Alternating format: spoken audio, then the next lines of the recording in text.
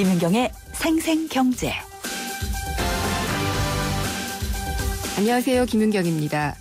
이명록 KB금융지주 회장의 버티기가 계속되고 있습니다. 주전산기 교체 문제를 두고 국민은행 장과의 갈등이 커졌고요. 이 때문에 받았던 징계 수위가 왔다 갔다 했습니다. 그런데도 임 회장이 버티는 데에는 감독당국의 책임도 있다는 얘기가 나오고 있습니다. 눈치 보기를 일관하다가 사태를 키웠다는 책임론에서 자유로울 수가 없죠. 자영업 어렵습니다. 불황은 계속되고 퇴직한 다음에 마땅한 돈벌이가 없고 그러면은 손쉬워 보이는 음식 장사들 많이 하시는데요. 버티기가 참 어렵습니다. 외식산업연구원 조사 결과 올 1월에서 3월까지 전국 음식점 한 달에 버는 돈이 3만 원도 아니고요. 마이너스 3만 원이었다라고 합니다. 증세는 없다라고 버티던 정부가요. 증세는 아니라고 말할 수 없는 방법으로 세금을 더 걷고 있습니다. 담배세와 자동차세, 주민세 같은 간접세 인상을 통해서 세수를 확보하겠다는 건데요. 직접세인 소득세와 법인세는 더 거둘 수 없나요? 버티기인가요? 김윤경이 뽑은 오늘의 생생 키워드, 버티기입니다.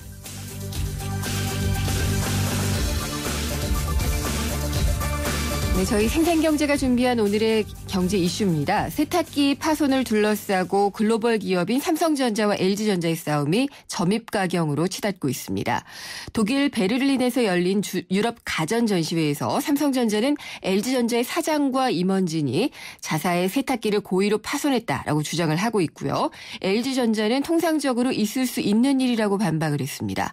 결국 이 사건이 검찰로까지 넘어갔는데 외신들까지 이 사건을 집중 보도하고 있습니다.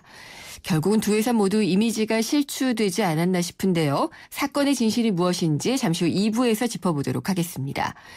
정부가 주민세와 자동차세를 100% 인상하는 내용의 지방세 관련 법령을 오늘 정식 입법 예고했습니다.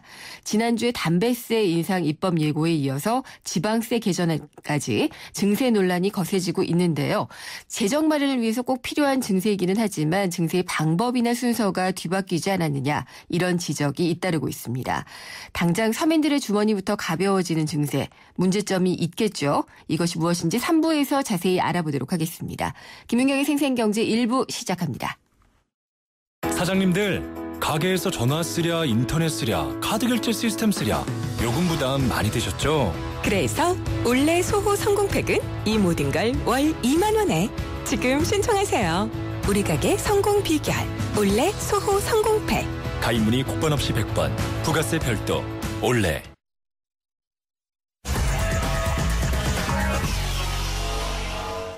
네, 오늘 증시 어떻게 마감됐는지 알아보겠습니다. SK증권 명동지점 김춘석 부장입니다. 안녕하십니까? 네, 안녕하십니까? 오늘 시장 어떻게 끝났나요?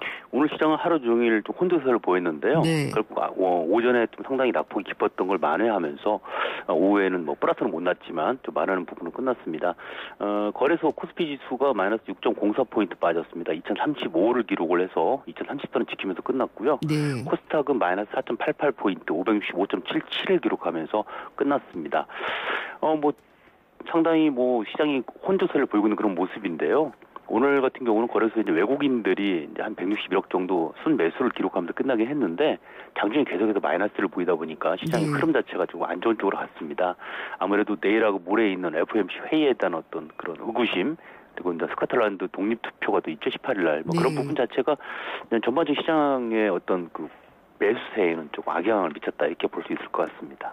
아까 2030선은 지켰다라고 말씀을 하셨는데요. 네. 점점 이렇게 지그재그로 내려오는 것 같다는 생각이 확실하게 드네요. 아무래도 지금 시장 흐름 자체가 지난주에는 우리가 이제 한가위 즉 추석 연휴가 있다 보니까 한 나흘 정도를 쉬었지 않습니까? 예. 그러다 보니 그리고 나서 바로 이제 9월 동시 3월 옵션 동시 만기가 있었죠. 그러다 보니 아직 그 영향권에 있다라고 말씀드릴 수 있을 것 같고요. 네. 그리고 앞에서 말씀드렸지만 또 하나가 FOMC 회의 자체가 이제 현지 시간으로 내일하고 모레 이틀간에 걸려져 있습니다. 그런데 나오는 얘기 자체가 그동안에 나왔던 얘기하고 다르게 그러니까 좀 조만간 금리 인상 시기가 좀 빨라질 수도 있다라는 얘기 이런 얘기들이 나오면서 아무래도 미국 시장에 좀 촉각을 곤두세우다 보니까 외국인 매수사가 좀 주춤한 것도 시장이 흔들고 있는 이유 중에 또 하나고요. 네. 앞에서 앞서도 말씀드렸던 스코틀랜드 독립투표 같은 경우도 마찬가지입니다. 이 자체가 영국 증시에 상당히 악영향을 미칠 수 있다는 얘기가 나오면서 이것도 또한 유럽 관련된 동목군들로 악영향을 미친다 이렇게 볼 수도 있을 것 같고요. 네. 마지막에는 지금 계속 찌그락짜그락 하고 있는 우크라이나하고 러시아 건입니다. 뭐 오늘 아침 신문 보시면 아시겠지만 러시아가 또 이렇게 서방 쪽으로 나가는 가스를 좀 줄이고 있다는 얘기가 나오면서 밸브를 잠근다고 하죠. 네, 예. 지정학적 리스크가 좀 커지는 부분 자체도 시장에 좀 영향이 있는데요. 일단 이번 주만 넘어가고 나면 이렇게 특별한 어떤 이슈는 없지 않느냐. 뭐 그런 생각을 개인적으로 가지고 있습니다. 네, 이번 주 그러면 연준의 FOMC요. 이틀간에 걸쳐서 열리면 그 결과는 대충 우리가 예상하는 대로 나오지 않을까 싶어요. 뭐 금리는 동결하고 앞으로 상황을 봐서 금리 인상을 뭐 고려하겠다라든지 이 정도 나오면은 시장 반응은 어떨까요? 일단 뭐 그 정도 나오게 되면 시장은 상당히 긍정적으로 반응을 할 텐데요. 네. 지금 시장에서 주요 관심을 가지고 있는 부분은 뭐냐면 그동안에 FOMC 회의에서 그 문구라고 그러죠. 문구에 어떤 문구가 있었냐면 상당 기간 저금리를 유지하겠다는 문구가 있었습니다. 상당 기간. 네, 그렇습니다. 네. 그 상당 기간 자체가 상당히 롱텀, 긴 기간으로 지금 해석을 하는 게 일반적이었고요. 그러다 보니까 뭐 2015년 말 또는 2016년 초가 금리 인상 시기가 될 것이라는 얘기가 네. 있었는데 일부 연준 의원들 입에서는 뭐라 하냐면 그 문구 자체가 없어야 된다. 즉 언제든지 금리 인상 시기를 당길 수 있게끔 해야 된다는 얘기가 나오고 있다 보니까 이 부분에 대해서 가장 크게 이제 관심을 가지고 있는 부분이고요. 네. 두 번째는 이제 출구 전략 자체에서 구체적인 로드맵이 나오냐 하는 여부를 좀 따지고 있는 것 같습니다. 그러니까 출구 전략의 순서, 그다음에 연준이 가지고 있는 보유 자산을 매각하느냐 여부, 뭐 정책 금리가 변화되는 여부, 뭐 이런 것들을 따지다 보니까 아무래도 여기서 어떤 말이 나오냐에 따라 가지고 향후에 연준의 스탠스가 바뀌기 때문에 네. 그것 때문에도 지금 시장이 조금 움츠러들고 있는 건 사실인 것 같습니다. 그렇군요. 스코틀랜드 이 독립 문제는 영국 증시에 영향을 많이 미칠 수 있다라고 하셨는데요. 네. 그게 그러면은 우리 시장에 투자하고 있는 유럽인 투자자들에게도 영향을 미칠 수 있다고 보시는 거예요? 아무래도 그럴 수밖에 없습니다. 뭐 아시는 예. 것처럼 영국, 런던 증시 자체가 사실 글로벌 증시에서 상당히 하나의 큰 축을 이루고 있는 기간 네. 쪽이거든요. 그러다 보니까 만약 스코틀랜드 독립이 된다고 친다 아무래도 그쪽에서 경제 사정 자체가 좀 시끄러워지지 않겠습니까? 여러 가지 네. 뭐 파운드를 쓰느냐 안 쓰느냐 여부부터 시작을 해서 그래서 그런 부분 자체들이 유럽 시장을 좀 흔들 수 있다는 그런 생각들이 지금 있는 것 같고요. 또 그 부분 자체가 그동안 뭐 22 자체가 뭐 금리를 인하하면서 좀 불거졌던 좀 희망적으로 나타났던 어떤 그런 유럽 투자가들의 우리나라 증시에 대한 투자 여부 이런 부분이 좀 주춤해질 수 있다는 거죠. 아니면 네. 딜레이되거나 아니면 취소될 수 있다는 부분 이런 부분들 자체가 어찌됐든 앞에서 그 FOMC만큼은 아니지만 우리 시장에 영향을 미치고 있다. 즉 안 좋은 영향을 미치고 있다. 이렇게 말씀드릴 수 있을 것 같습니다. 그럼 이번 주에는 어떤 투자 전략을 가지고 가는 게 좋을까요? 쭉 말씀드린 것처럼 사실 지난주 이제 추석 연휴가 지나고 나서부터 사실은 지난주 이틀밖에 안 열렸지 않습니까? 네. 그래서 사실 이번 주 같은 경우는 지난주 만기 여파도 아직 안 끝난 그런 모습이 있는 상태고요. 그다음에 금토일과 금요일에 있었는데 금리를 동결했지 않습니까? 네. 그래서 그런 부분도 있기 때문에 일단 이번 주는 좀 쉬어가시는 타임을 잡으시는 게 좋을 것 같고요. 어차피 이번 주말부터는 이제 아시안 게임이 본격적으로 시작이 되는데 네. 그거에 편성하는 어떤 그 흐름. 좋은 흐름이 나타날 수 있는 가능성이 있거든요. 다음 주에는. 그래서 이번 주 말쯤에 시장 상황을 보고 시장에 좀 참여하시는 게 좋지 않겠나. 알겠습니다. 이게 뭐 하나의 투자 방법이 될 수 있을 것 같습니다. 조금은 관망하는 게 좋겠다는 말씀이시네요. 네, 그렇습니다. 네, 오늘 말씀 잘 들었습니다. 감사합니다. 네, 감사합니다. SK증권 명동지점 김춘석 부장이었습니다.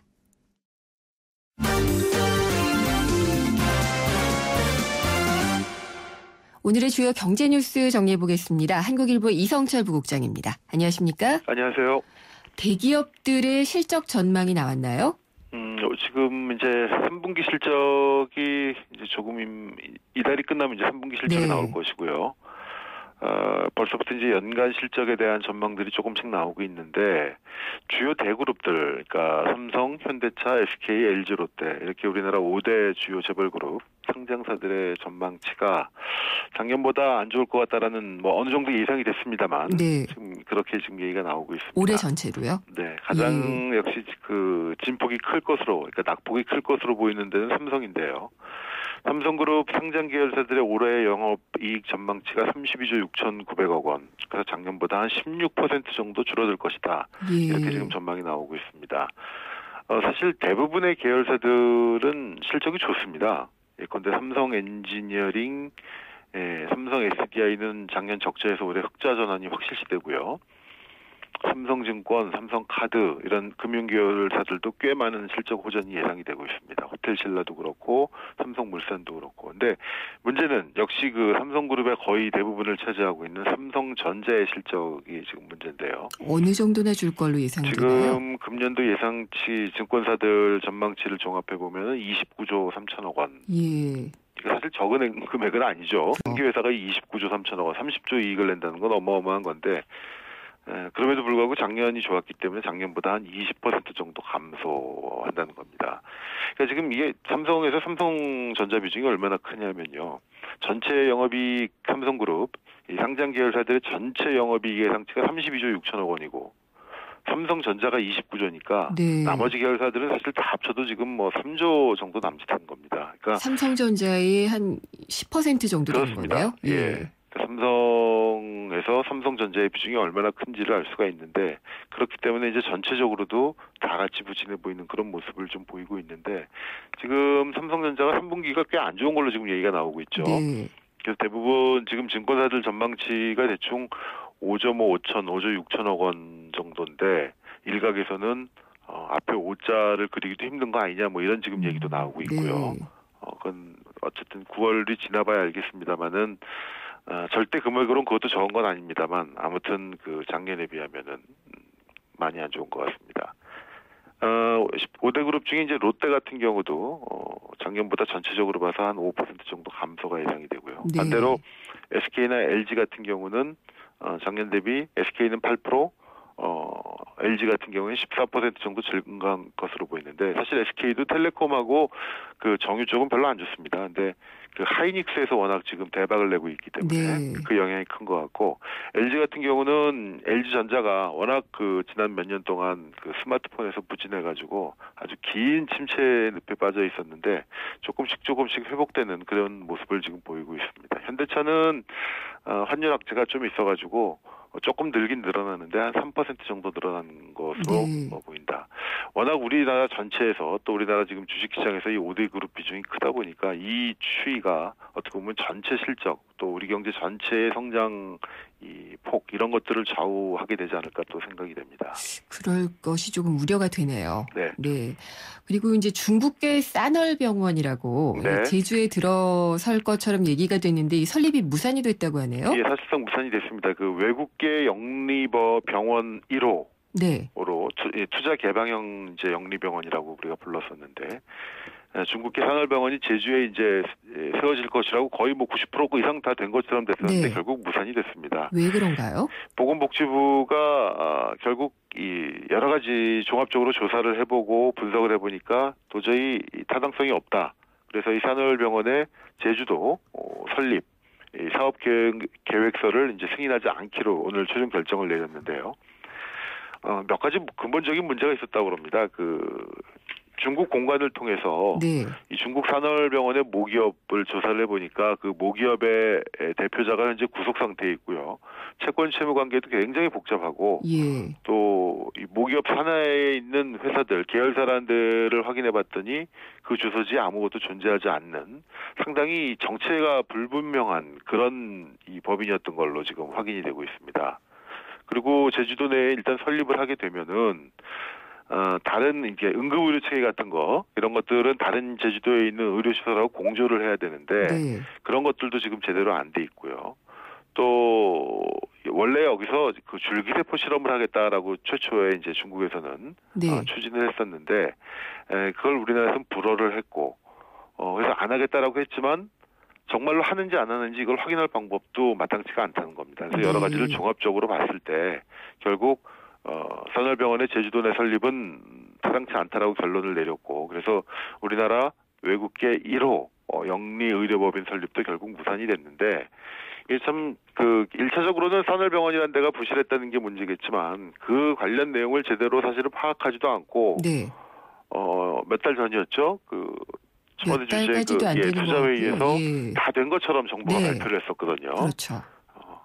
충분한 조사도 하지 않고 한두 달 뒤에 결국 이 불어 처분이 날 그럴 외국계 병원에 대해서 마치 다 된 것처럼 정부가 그때 얘기하고, 그러니까 우리나라 정부의 이 조사 능력 내지는 행정력도 상당히 문제가 있었다. 네. 이런 지적이 나오고 있습니다. 그때 당시에도 그런 얘기들이 많이 있었어요. 이제 쌀널병원에 직접 가봤다는 교민들의 이야기도 많이 있었고, 네.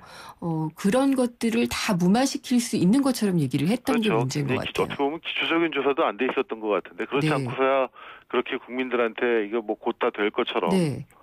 그렇게 얘기를 할 수가 없는 건데 사실 정부로서도 상당히 할 말이 없는 그런 상황이 된 거죠. 그렇군요. 이게 또 실적 위주로 하려다 보니 그랬던 게 아닌가라는 생각이 좀 들기는 하고요. 그렇습니다. 네, 중소기업들은 다 대기업에 비해서는 환율에 대한 위험을 잘 좀 준비하고 있지 못하다 이런 얘기들이 많은데 실제로도 조사가 됐죠. 이 환변동보험이라는 게 있습니다. 네. 대기업들은 이제 아무래도 뭐 여러 가지 그 환율을 위험을 회피하는 방법들을 알고 있으니까 문제 없는데 중소기업들 같은 경우 환율 변동을 그대로 그 리스크를 떠안아야 되거든요. 네. 그래서 그런 걸 막기 위해서 환율 변동 보험이라는 거를 수출보험공사에서 판매하고 이거를 가입하면은 이제 환율이 급격하게 떨어져 가지고 손해를 입었을 때 그걸 이제 보상받는 그런 시스템입니다. 근데 이거의 가입 실적이 금액 기준으로 봤을 때 작년에 지금 절반 이하에도 못 미친다고 그럽니다. 네. 한 47%밖에는 지금 작년 대비 실적이 안 나온다고 그러는데 사실 올해 같은 경우에는 환율 변동이 상대적으로 좀 리스크가 적다라고 판단을 했던 것 같아요. 그래서 중소기업들이 여기에 가입을 안 하고 있었는데 지금 네. 문제가 지금 원-엔 환율이 아주 급락을 하고 있지 않습니까? 그렇죠. 때문에 이 리스크가 갑자기 지금 불거졌는데 그렇기 때문에 이게 만약에 심화가 될 경우에는 뭐 일본에 수출하는 기업들이라든가 중소기업이라든가 이런 데는 이 환율 위험을 그대로 떠안아야 되는 그런 상당히 위험한 상황이 됐는데 사실은 이 보험이라는 게 언제 어떻게 될지 몰라서 가입하는 거 아니겠습니까? 그렇죠. 그렇기 때문에 중소기업들은 조금 어렵더라도 이 환율 안전장치로서 환율 변동 보험에 반드시 가입해 놓는 게 좋습니다. 그런데 이게 아마 키코에 대한 트라우마가 좀 있는 게 아닌가. 뭐 그런 것도 있었고요. 예. 예, 이게 맞습니다. 환해지를 다 해주는 것처럼 얘기를 했었는데 네. 알고 보면은 꼭 그렇지만은 않은 것이었기 때문에. 예, 사실 이거는 그거보다는 상당히 안전한 보험인데 네. 그때 아마 좀 트라우마 같은 것이 예. 남아 있었던 거 아닌가 생각이 됩니다. 알겠습니다. 글로벌 경제에서 환율은 뭐 어떻게 피할 수는 없는 문제니까요. 네. 오늘 말씀 잘 들었습니다. 감사합니다. 네. 한국일보의 이성철 부국장이었습니다. 33%님이 보내주셨네요. 혜율오빠, 카스라이트 모델이잖아요. 카스라이트 한 박스만 보내주세요. 뿌잉뿌잉. 자, 노래 띄워드립니다. 안 돼. 다 내 거야. 칼로리를 33% 내린 맛있는 맥주. 카스라이트. 생생경제 1부 지금까지 함께 하셨습니다. 삼성전자 측의 주장에 따르면은 9월 초 독일 베를린에서 열린 유럽 가전전시회에서 LG전자의 사장과 임원진이요. 자살 세탁기를 고의로 파손했다라고 주장을 하고 있습니다. 근데 LG전자는 통상적으로 있을 수 있는 일이다라고 얘기를 하고 있다고 하네요. 근데 이게 지금 외신들까지 보도가 주르르 되고 있고요. 이렇게 되면서 두 회사 모두 글로벌 기업이라는 그런 위상에서 좀 떨어지는 게 아니냐. 위상에는 좀 이미지가 흐려지지 않았느냐. 이런 얘기가 나오고 있는데요. 사건의 진실은 무엇인지 저희가 2부에서 함께 찾아보도록 하겠습니다. 잠시 후에 뵙겠습니다. 지난 2005년 유엔에서 발표한 자료를 보면 생태계의 멸종 속도는 자연 상태보다 100배에서 1000배 빨라졌고 이 추세라면 향후 100년 안에 조류의 12%, 포유류의 25%, 양서류의 32%가 멸종할 것으로 전망됩니다. 이처럼 위기에 처한 생물 다양성의 보존을 논의하기 위해 오는 10월 전 세계가 대한민국 평창에 모입니다. 자연의 일부인 우리 인간이 더욱 풍요롭고 안전하게 살아가기 위한 미래를 위한 발걸음. 제12차 생물 다양성 협약 당사국 총회. 환경부가 함께합니다.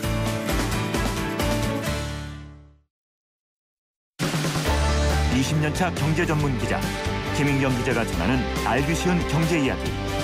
김인경의 생생경제.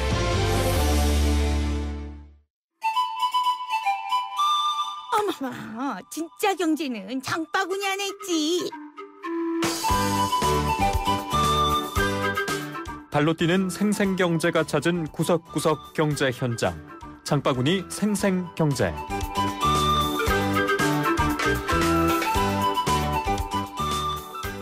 궁금해서 와봤어요. 어떻게 규모는 어떤지, 구조는 어떻게 생겼는지, 그다음에 그 안에 시설들은 뭐가 있는지. 불안감은 있죠. 불안감은 있는데 일단은 뭐 제가 근처에 사니까 뭐 생활 편의 시설이 있어서 좀 보게는 될 것 같아요. 카페가 있는데 여기 프리 오픈한다고 그래갖고 여기 송파만 카페라고 있거든요. 여기 프리 오픈한다고 그래갖고 혹시 괜찮은가 하고 와서 봤는데 넓긴 넓고, 근데 겉눈으로 봐서는 안전한지 안 안전한지 알 수가 없잖아요. 근데 안전하다 그러니까 안전하다고 생각하고, 근데 진짜 잠실에 있는 사람들은 롯데를 안 올래 안 올 수가 없을 것 같아요. 여기 사는 한은 뭐 멀리 살면 모르겠는데. 네, 방금 나왔어요. 어떠셨어요? 하도 이게 이슈가 많이 돼가지고 궁금하다 보니까 한번 확인하러 와봤어요. 더 기다릴 수도 있으니까 좀 더 좀 안전하게 준비해서 오픈할 수 있었으면 좋겠어요. 네, 우리 생활 속 경제 현장을 살펴보는 장바구니 생생경제입니다. 들으시면서 감을 잡으셨겠지만은 굉장히 싱크홀 문제 등 같은 것들이 많이 우려가 됐던 롯데월드 프리 오픈 현장에 가봤습니다. 김미란 리포터가 다녀왔는데 시민의 그 말 자체에서 다 알 수 있었던 것 같아요. 보기엔 모르잖아요 라고 하셨어요. 안전한지 아닌지는 그냥 쓱 봐서는 알 수가 없기 때문에 이 제2롯데월드 안전에 대한 부분이 확실하게 좀 마무리된 다음에 진짜로 오픈을 해야지 되지 않을까라고 다시 한번 생각을 해봤습니다. 세상의 베이스가 되다 포스코 협찬으로 김윤경의 생생경제 2부 시작하겠습니다. 생생경제에 직접 참여하실 수 있는데요. YTN 라디오 앱 예스를 통해서 하셔도 되고요. 짧은 문자는 50원, 긴 문자는 100원이 부과되는 휴대전화 우물정의 0945번, 트위터는 YTN_이코노미고요. 웹사이트 게시판에 남겨주셔도 됩니다. 여러분의 많은 의견 기다리겠습니다. 움직인다. 오늘의 상상을 한 걸음 앞선 도전으로, 내일 더 필요한 일에 변함없는 신념으로, 그렇게 오늘을 움직이고 내일을 키운다. 에너지를 움직이다. 내일을 키우는 에너지 한화. 김윤경의 생생경제. 네, 매년 9월이면은 독일 베를린에서요, 유럽 최대 규모의 국제 가전 박람회가 열립니다. 올해도 9월 5일부터 10일까지 열렸는데 우리나라 전자업체들도 당연히 참여를 했습니다. 그런데 불미스러운 일이 일어났죠. 삼성전자 제품 전시회장에서 LG전자 측이 삼성전자의 세탁기를 고의로 부셨다. 파손했다, 이런 주장이 나오고 있습니다. 지금 검찰 조사까지 들어간 걸로 보이는데 베를린 현지에서 전시회를 취재한 기자를 저희가 한번 연결을 해봤습니다. 연합인포맥스의 한재영 기자 연결돼 있습니다. 자세한 얘기 들어보겠습니다. 안녕하십니까? 네, 안녕하세요. 네, 독일 다녀오셨죠? 예, 잘 다녀왔습니다. 네, 이 IFA라고 하면은 굉장히 유명한 가전 박람회라고 하던데요. 일단 이게 어떤 행사인지 소개를 부탁드릴게요. 네, IFA 흔히들 이제 이파라고 하는데요. 네. 독일 베를린에서 이제 매년 9월이면 열리는 유럽 최대 규모의 가전 박람회입니다. 미국 라스베가스에서 열리는 CECO나 스페인 바르셀로나에서 열리는 MWC와 함께 세계 3대 IT 전자 전시회로 꼽히기도 합니다. 네. 지난해 이파에는 삼성과 LG를 비롯해서 1,500여 개 가전업체가 참여를 했고 24만 명 정도가 참석을 했습니다. 올해에도 비슷한 규모의 업체가 참여를 했습니다. 여기서 참여를 하고 제품 발표하고 이런 게 우리나라 업체들한테도 큰 의미를 갖죠? 예, 맞습니다. 뭐 삼성전자와 LG 같은 경우에 있어서는 이파는 자사의 최첨단 기술을 탑재한 신제품을 전 세계 집중적으로 뽐낼 수 있는 절호의 기회이기도 합니다. 그만큼 중요한 행사인데요. 이번 이파에서도 삼성과 LG 모두 세계 최고 그리고 최초를 내걸고 TV와 냉장고, 세탁기 등 각종 생활가전기기를 전시를 했습니다. 삼성전자는 105인치 밴더블 TV를 공개를 했고 LG전자도 원형 스마트워치를 공개를 했습니다. 예. 이파에 참석하는 임원들의 면면을 봐도 이제 행사의 무게감을 좀 짐작을 할 수 있는데요. 삼성전자의 경우에는 생활가전 부분 주요 사업부장들이 총 출동을 했습니다. 윤보근 대표도 직접 베를린에 갔고요. LG전자에서는 구본준 부회장이 직접 현지 전시장을 둘러보기도 했습니다. 2007년에는 이재용 부회장이 전무 시절에 직접 베를린 이파 현장을 찾기도 했습니다. 상당히 중요한 의미를 갖는다라고 볼 수가 있겠네요. 예. 네. 근데 이번 전시 기간 중에 불미스러운 일이 일어났어요. 네네. 게다가 이 세탁기 박사로 불리는 분이죠. LG전자의 네. 조성진 사장이 하고 몇몇 임원진이 삼성전자의 세탁기를 부셨다. 이런데 네. 이 얘기가 맞는 건가요? 어떻게 되는 건가요? 네, 일단 뭐 사건의 발단부터 말씀을 드리겠습니다. 뭐 베를린 현지 날짜로 이파 개막 이틀 전에 사건이 벌어졌는데요. 네. LG전자 세탁기 개발 담당인 조모 상무가 이날 연구원들과 함께 베를린 시내에 있는 뭐 가전제품 양판점인 세턴 유로파 센터에서 네. 세탁기 경첩이라고 부르는 힌지라고 부르는데요. 본체와 문짝 부분을 연결해주는 부분을 파손을 했습니다. 문 열리는 부분인 거죠? 예, 맞습니다. 본체와 세탁기 문을 연결해주는 네. 부분입니다. 그러면은 그 부분이 파손이 된 게 LG전자 임원들이 직접 손을 대서 그런 거다라고 하는 네. 건데요. 그 부분은 지금 삼성이나 LG 측은 어떻게 얘기하고 있나요? 삼성 측에서는 LG전자가 고의로 자사 제품의 이미지를 실추시키기 위해서 임원들이 그런 행동을 했다고 주장을 하고 있습니다. 네. 하지만 뭐 LG 측에서는 당연히 반대를 하고 있는데요. 자사 임원들이 문제가 된 가전제품 매장에 있었고 또 파손 사건이 발생한 것에 대해서도 인정을 하고 있습니다. 다만 삼성전자가 주장하는 대로 의도적인 그런 파손은 아니었다는 게 LG의 주장인데요. 네. 뭐 경쟁사의 제품을 의도적으로 파손하려고 했다면은 자사의 사장이 뭐 직접 양복을 입고 매장에 들어가서 직접 그런 행동을 했겠냐 뭐 이런 네. 겁니다. 오히려 LG에서는 삼성이 이번 사건을 통해서 LG전자의 그런 세탁기 브랜드 이미지에 흠집을 내기 위한 것이 아니냐 뭐 이런 의혹까지 제기하고 있는 상황입니다. 그렇군요. 한재현 기자 직접 베를린에서 취재하셨잖아요. 예. 예, 기사도 쓰시고 하셨는데 이 파손된 문제의 세탁기 직접 보셨어요? 예, 확인을 했습니다. 어떻든가요? 이 제품 같은 경우는 삼성전자가 주력으로 이제 밀고 있는 프리미엄 제품입니다. 크리스탈도 블루도어 드럼 세탁기인데요. 네. 보통 이제 드럼 세탁기의 경우에는 문이 120도 정도 뒤로 젖혀서 열리는데 예. 이 제품 같은 경우는 170도 정도까지 거의 완전히 문짝을 열 수 있다는 게 가장 큰 특징입니다. 예. 세탁기 문도 뭐 이중 사출법을 이용해서 푸른빛으로 구현을 한 제품입니다. 그러면은 이 세탁기의 문짝이 정말 중요한 거군요. 예, 그렇죠. 뭐 제품의 가장 표면적인 부분이고 소비자가 사용할 때 문을 얼마나 열 수 있느냐. 네. 그 부분이 가장 중요한 뭐 구매 요소로 작용을 하기 때문에 뭐 네. 양사에서 모두 중요하게 판단을 하고 있습니다. 그러니까 이게 삼성전자 측에서는 조금만 흠집이 있더라도 굉장히 치명적일 수 있는 그런 부분인 것 같아요. 예, 맞습니다. 네. 근데 LG전자 측은 의도적으로 그렇게 하지 않았다 그러면은 만지기는 했는데 만졌더니 부서졌다 뭐 이런 건가요?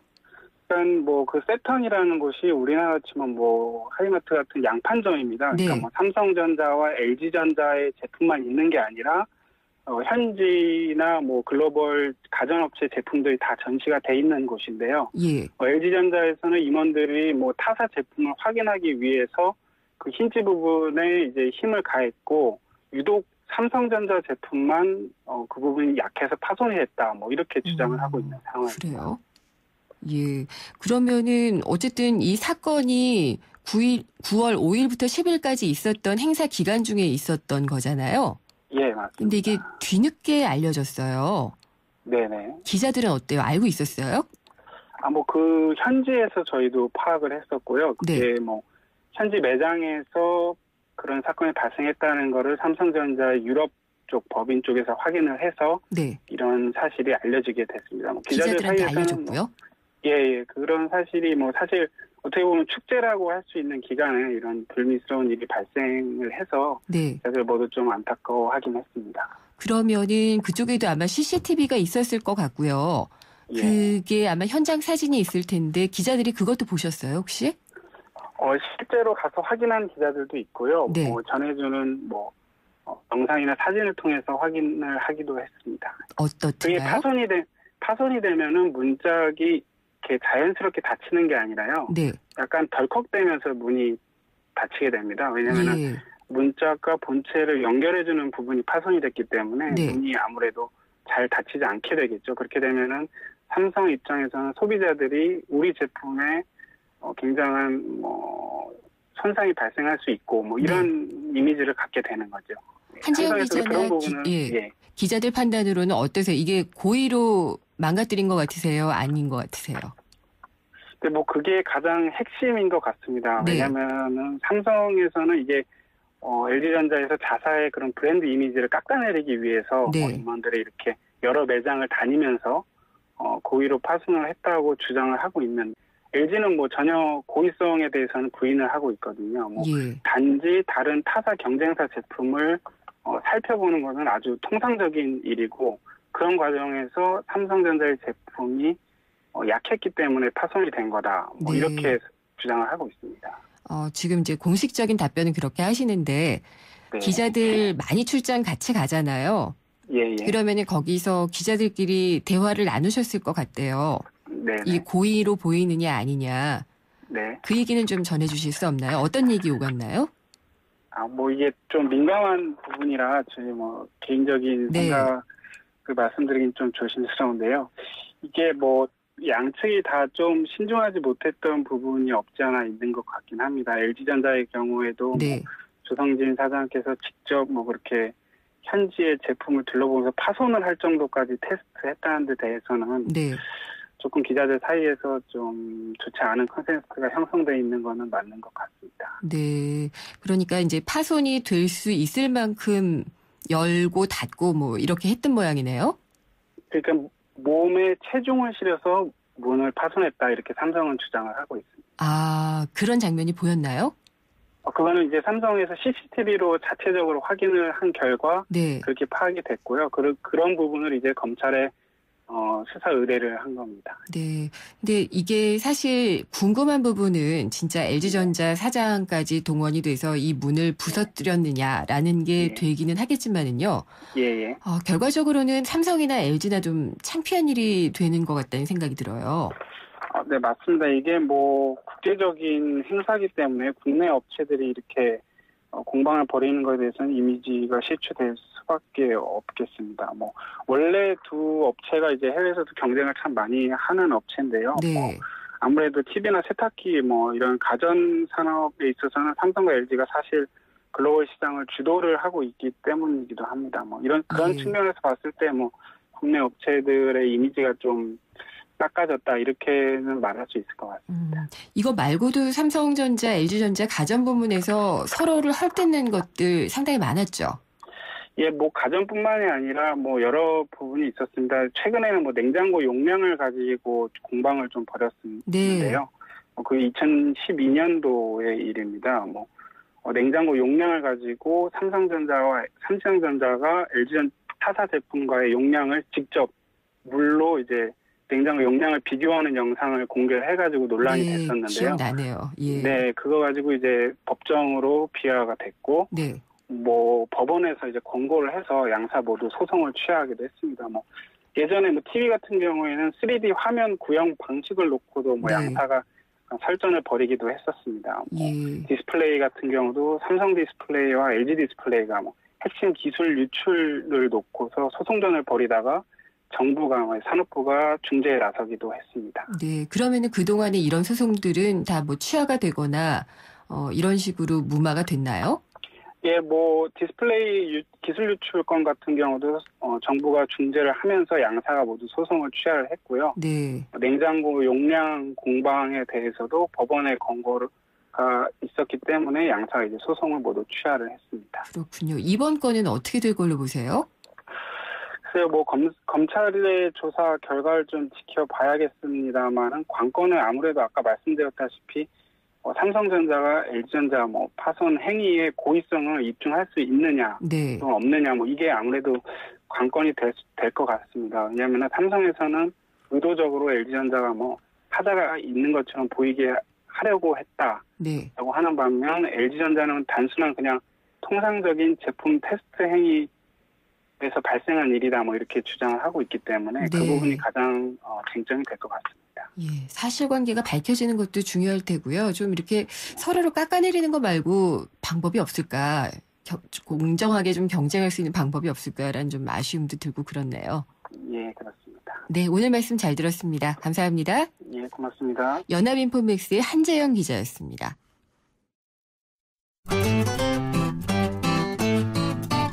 생생경제를 다양하게 만나는 방법. YTN 라디오 앱 예스와 웹사이트 김윤경의 생생경제 또는 트위터 YTN_이코노미로 실시간 듣기와 다시 듣기를 하실 수 있고 방송 내용에 대한 문의와 의견을 주실 수 있습니다.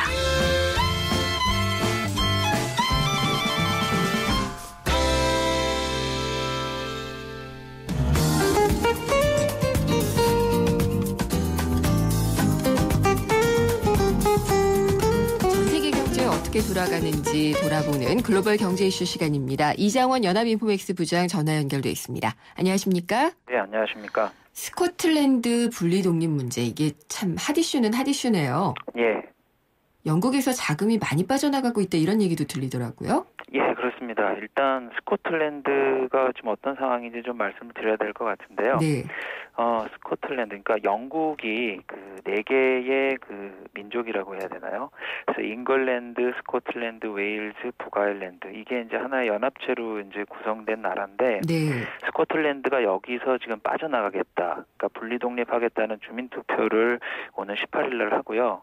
과거에도 몇 번 주민 투표 뭐 얘기까지 나오고 했습니다만, 그때는 그 이렇게 그 여론조사 같은 거 하면 가능성이 별로 낮았는데, 이번에는 그 박빙 우세, 거의 뭐 50%를 뭐 넘길 정도로 네. 분리 독립 가능성이 높아지고 있고, 그런 것들이 결국은 그 영국 경제 그리고 스코틀랜드 경제에 타격을 줄 것이다. 이게 정치적인 이슈뿐만이 아니라 경제적인 이슈가 될 수도 있다. 쉽게 말하면 그 영국에서 하나의 그 나라, 그러니까 스코틀랜드가 떨어져 나가면 네. 그만큼 경제 규모가 작아지게 되고 거기서 파생되는 각종 문제들이 있습니다. 그렇게 되니까 영국에 투자했던 외국인 자금들이 계속 빠져나가고 있는 거고요.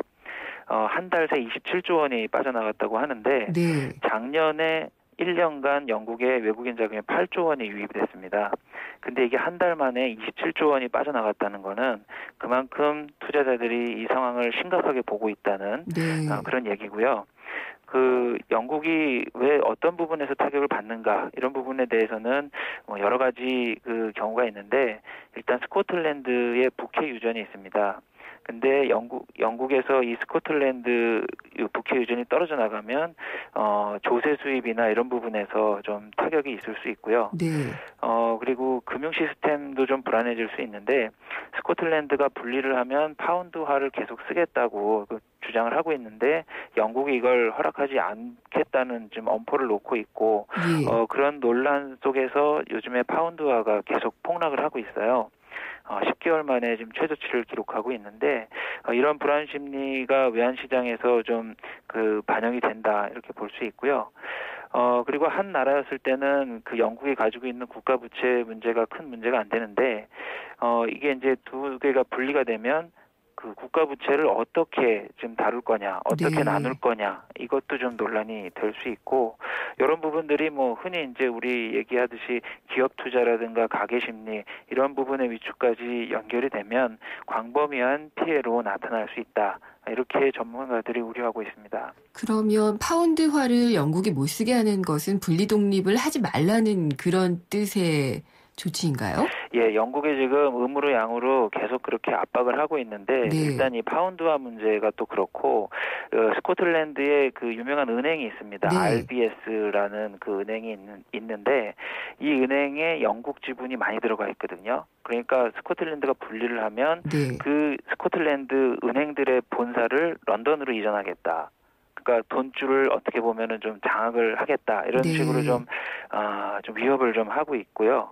또 이제 유명 인사들 뭐 베컴이라든가 좀 유명 인사들을 통해서 좀 그 스코틀랜드 그 분리독립 투표를 하지 말자는 그런 네. 좀 운동도 좀 벌이고 있습니다. 그렇군요. 그러면은 이 스코틀랜드 독립이 가져올 영국에 대한 파장은 있는데요. 네. 우리나라가 주시할 필요도 있는 건가요?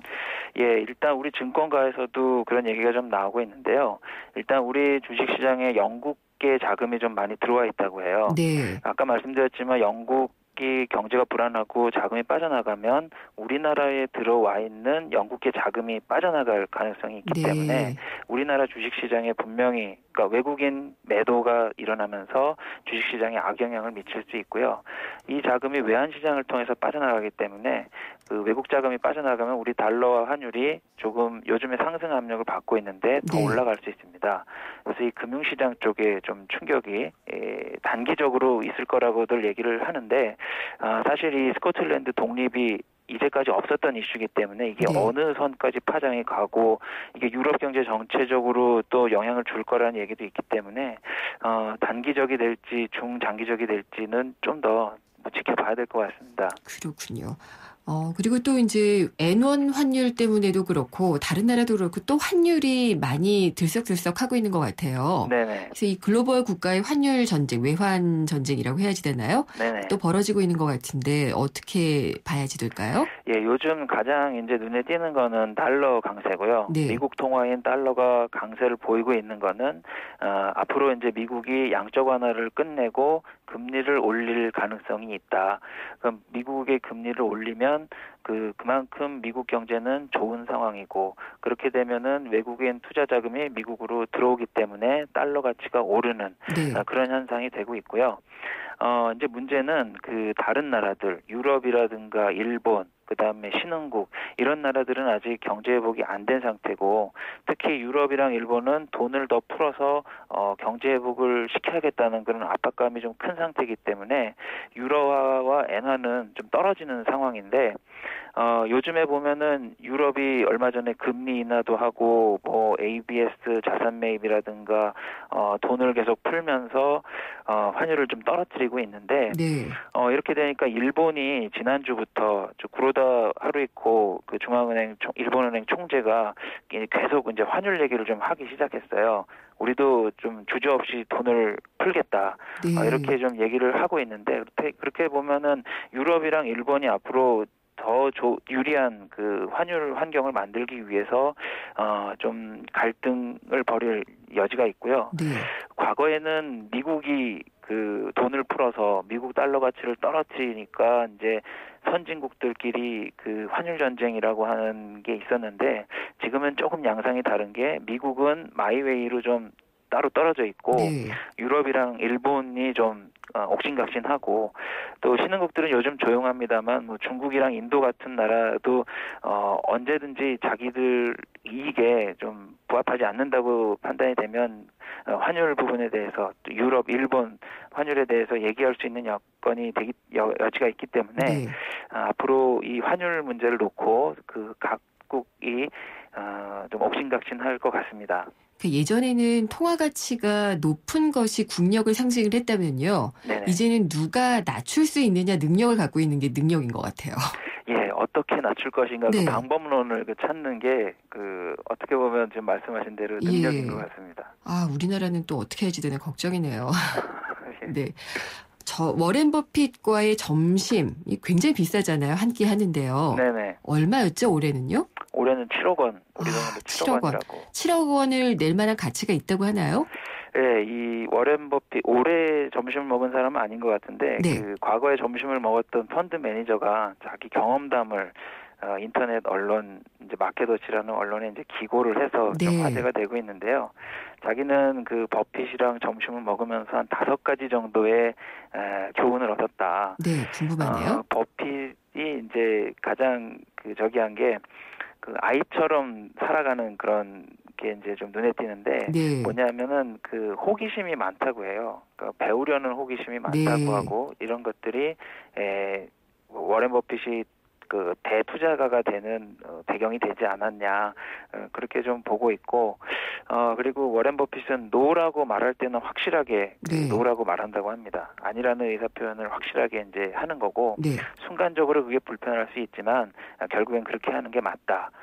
그렇게 하고 있고 또 이제 의외로 다이어리에 일정이 많지 않았다는 게 인상적이라고 해요. 보통 유명인들 같은 경우에는 빽빽하게 일정이 차 있는데 버핏은 좀 일정이 많이 많이 비워져 있다. 근데 왜 그런가 하고 물어봤더니 자기는 이제 즉흥적으로 어떤 일을 하기 위한 시간을 남겨두기 위한 거다. 네. 어떤 영감이 떠올랐을 때 일정이 바쁘면 못 하는데 그런 그 시간을 위해서 좀 비워놨다. 그렇군요. 이런 걸 보면은 좀 어떤 상상력이라든가 네. 호기심 이런 부분에서의 그 다른 투자자들이랑 좀 다른 점이 있는 것 같고요. 역시 자신이 있는 거겠군요. 예, 그렇습니다. 네, 오늘 말씀 잘 들었습니다. 감사합니다. 예, 감사합니다. 연합인포맥스의 이장원 부장이었습니다. 삼성 신도시 분양 속보입니다. 눈앞엔 골프장 조망, 단지 앞엔 초중고교와 도서관, 중심 상업시설까지 가까운 968세대 대단지가 옵니다. 상위 40개 건설사 중 부채 비율이 두 번째로 낮다는 그 동일이죠? 삼성이 아껴둔 중소형 대단지, 고양 삼성 7블럭, 동일 스위트 1차. 문의 02381-7373. 사장님들, 가게에서 전화 쓰랴, 인터넷 쓰랴, 카드 결제 시스템 쓰랴, 요금 부담 많이 되셨죠? 그래서 올레 소호 성공팩은 이 모든 걸 월 2만 원에 지금 신청하세요. 우리 가게 성공 비결 올레 소호 성공팩. 가입 문의 국번 없이 100번, 부가세 별도, 올레. 생생경제 3부에서는요. 서민증세 논란 짚어보겠습니다. 내시 뉴스 듣고 돌아오겠습니다.